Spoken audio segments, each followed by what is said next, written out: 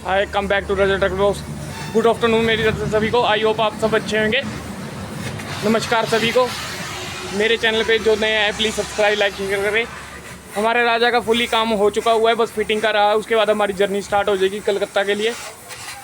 बाकी आप लोग देख सकते हैं कल एक छोटी सी गलती की वजह से, गाय की वजह से हमारे राजा एक्सीडेंटली हो गए थे, इसलिए हमारे को काम कराना पड़ रहा है।